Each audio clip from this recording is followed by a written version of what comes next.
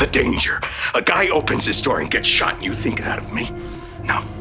そこにある命をこの世から駆逐する。 Wesh les refs, lors de mon visionnage de Breaking Bad, ouais je sais je suis un peu en retard, ce qui m'a principalement frappé, c'est la ressemblance de White avec Eren, au niveau de l'écriture des personnages. En effet, Isayama, l'auteur de l'Attaque des Titans, est un grand fan de Breaking Bad, et s'en est grandement inspiré. De plus, les deux personnages sont des anti-héros. La construction d'anti-héros sont différents, mais il y a des points essentiels à respecter. On va d'abord voir c'est quoi un anti-héros, puis on va voir les points de ressemblance entre ces deux personnages. Que black ou que blanc, t'as des mecs bien qui braquent la queue ban. T'as la vague qui pète ta porte quand t'as des quêtes plats dans ta coupe plan. Si tu te chauffes quelqu'un trop froid, dis-moi, je dis vaut mieux prendre ça pépère.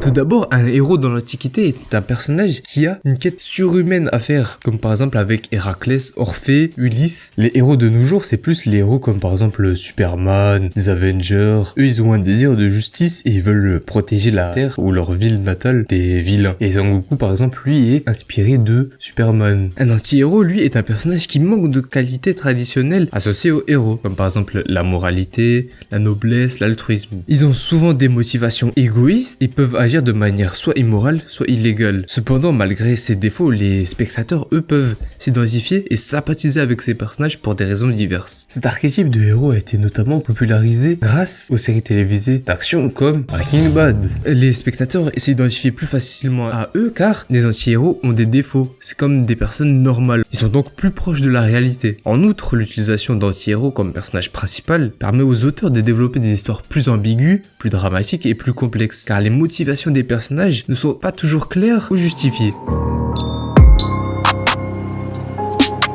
Il y a un schéma général pour les anti-héros, mais qui n'est pas toujours vrai, c'est ce qu'on va voir après. Le schéma en général est, le personnage fait des actes discutables. Ça c'est des vrais couteaux. On fait de la drill ici ou quoi? Mais pour une raison qu'on comprend, et on a de la sympathie pour lui, on veut qu'il réussisse. Puis il fait des actes de plus en plus discutables et de plus en plus ambigus, et on commence à se poser des questions. Puis le final, avec la trahison des spectateurs, les actes ne sont pas faits pour la cause de base, ou bien les actes vont beaucoup trop loin et on est totalement aliéné par rapport aux actions du personnage. Ce schéma n'est pas toujours respecté, il n'est pas respecté par exemple dans GTO où le personnage lui est un anti-héros, il n'a aucune qualité d'héros en fait. Il va justement aider les élèves, c'est ça qui fait de lui un héros, mais ses actes vont dans beaucoup de cas être immoraux. Mais à la fin du manga, il n'y a pas vraiment de trahison envers le spectateur. L'héros reste fidèle à lui-même, à chaque situation. Les points de ressemblance entre Eren et Mr. White. Les deux personnages sont durs à comprendre, même pour l'auteur. Isayama, l'auteur de SNK, a dit que lui-même n'arrivait pas à comprendre son propre personnage. Et petite anecdote, c'est grâce au seiyuu que Isayama a réussi à comprendre son personnage. Les deux personnages ne sont pas tout de suite présentés comme des anti-héros. On va voir le schéma de Eren. Ce dernier veut se libérer du courroux des titans et tue un max de titans. On a de l'empathie pour lui, on veut qu'il réussisse. Puis il a plus de scrupules à tuer des innocents. Il trouve ça normal que les gens, pour lui, c'est une sorte d'élu. Il fait un combat de titans en pleine ville. Le gars il s'en fout complètement. Il commence à avoir des doutes. Puis devient extrêmement étrange à partir de la saison 4. On retrouve plus les Eren des 3 dernières saisons. Il y a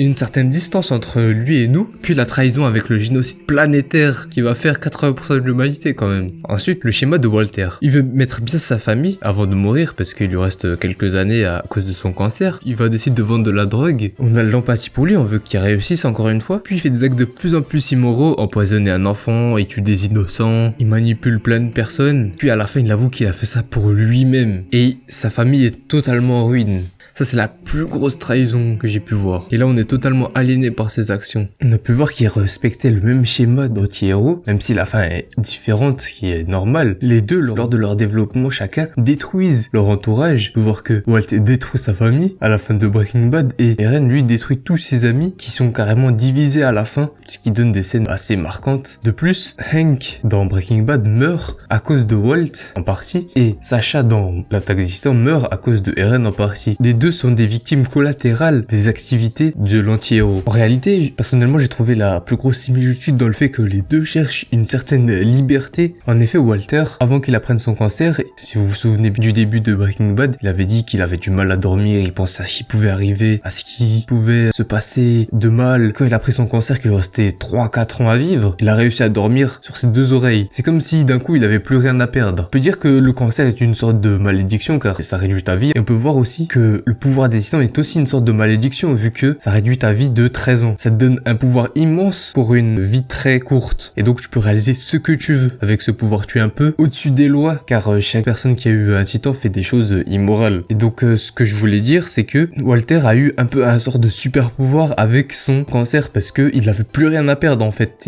Certes il avait sa famille mais en fait il s'en est servi comme excuse pour faire ses actes malhonnêtes et faire les choses qu'il n'a jamais faites dans sa vie. C'est grâce à cette justement malédiction qu'il a pu faire ça. Et c'est pareil pour Eren, s'il avait pas eu le pouvoir des titans, il aurait pas pu accomplir son désir de vengeance. Il s'est servi totalement de la malédiction qu'il a eue pour accomplir ça. Les deux séries nous montrent que l'existence précède l'essence. C'est-à-dire que l'humain peut devenir ce qu'il veut, il n'est pas défini comme un animal au début de sa vie. Là, un animal ne change jamais, contrairement aux humains qui changent tout le temps. Et on a pu voir avec ce revirement, notamment pour Walter, qui dans les dernières années de sa vie part totalement roue libre. Eren avoue à la fin du manga avoir fait cela pour ses amis et leur liberté. Walter, lui, avoue avoir fait cela pour lui, avoir pris du plaisir à faire ce qu'il a accompli. Néanmoins, les deux viennent d'avouer leur désir égoïste. L'un a sacrifié 80% de la population mondiale pour son désir de liberté et ses proches. Walter, lui, a sacrifié sa famille, vu qu'elle est totalement en ruine, ils ont plus de maison, plus d'argent. Même si il donne l'argent à la fin à ses anciens collaborateurs de l'entreprise là, qu'il avait quitté, mais on sait pas vraiment s'ils vont redonner l'argent à sa famille. Par contre, à la fin, Isayama a changé la fin à la dernière minute pour ne pas choquer les fans. Donc on aurait pu avoir une fin encore plus tragique avec possiblement la victoire de Eren et la mort de tous ses compagnons et amis, sauf ceux qui sont restés sur l'île. Merci d'avoir suivi la vidéo. Cette vidéo change un peu d'habitude. C'est une vidéo plus pour s'instruire sur les procédés narratifs. Je trouvais vraiment intéressante de la faire. Du coup, si vous voulez d'autres vidéos comme ça où j'analyse des personnages ou bien des procédés narratifs, ça pourrait être intéressant. C'est une sorte d'intro au concept d'anti-héros parce qu'en vrai, il n'y a pas que ça. Il y a plein de choses à voir. Personnellement, j'aime beaucoup ce genre de perso pour les raisons citées avant qui sont plus proches de la réalité. Bref, ciao les refs.